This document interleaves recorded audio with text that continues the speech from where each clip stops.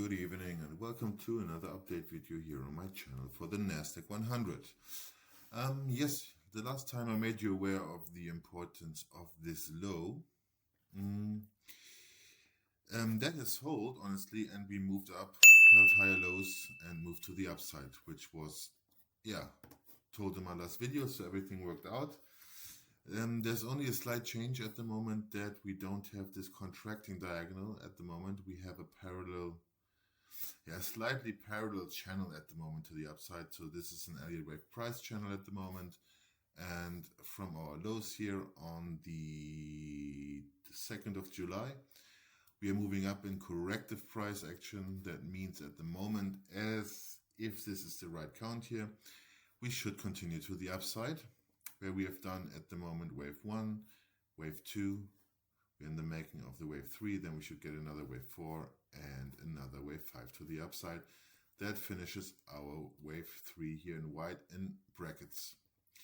As I said before, this is definitely corrective price action, so we need to have kind of a diagonal at the moment forming.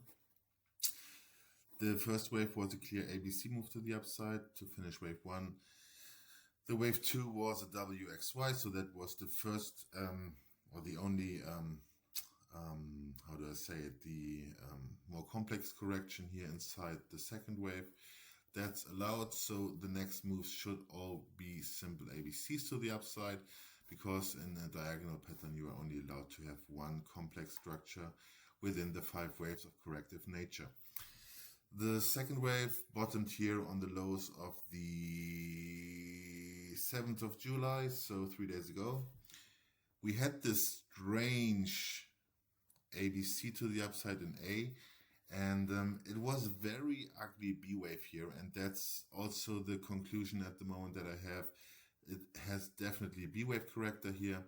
That is an ABC up for wave A here in yellow again. We had a strong B wave to the downside here at the moment. This is how I see it, or the idea is that possibly this was the B wave, the strong candle to the downside, typically not correlating to this B wave, but at the moment this is the best how I can count it, and we now do expect the C wave up of the 3, after which we should get another ABC correction in wave 4 and another ABC to the upside to finish our degrees up here. So there's also one thing that maybe proves that this was our A wave up here in the 3, because we hit the 1.382 extension compared to our wave A here. This is a typical target for being a corrective structure in our A wave here. So the C of A, that was the strong move to the upside.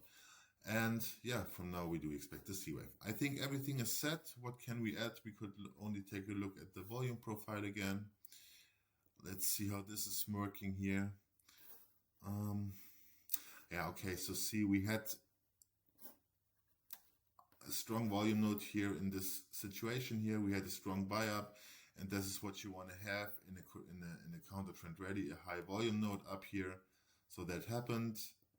So that looks good at the moment. From here now we need 5 waves to the upside in C of 3. We could form right now our wave 1 to the upside, then we should get in 2, 3, 4, 5, because the C wave here needs to be a 5 wave move. If this is correct, as I see it right now, let's talk about the bearish scenario, which I really don't have at the moment. The bearish scenario has, in my view, the lowest probabilities, and that would be breaking below our start here of the 3rd wave.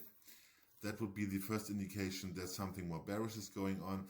But at the moment, for me, it has the lowest probabilities right now. Okay, because also here we exceeded the 88.2 fib retracement, measured from our A to the B. That means somehow we should take the highs here. We have some resistance above us at 23,124. The next one is 23,149, and then we have our target area up here between 23,249 and 23,338. So that's at the moment the area I would suggest the market will go up. Let me just put a target area here for this move. So that would be my target area for the C. Oops.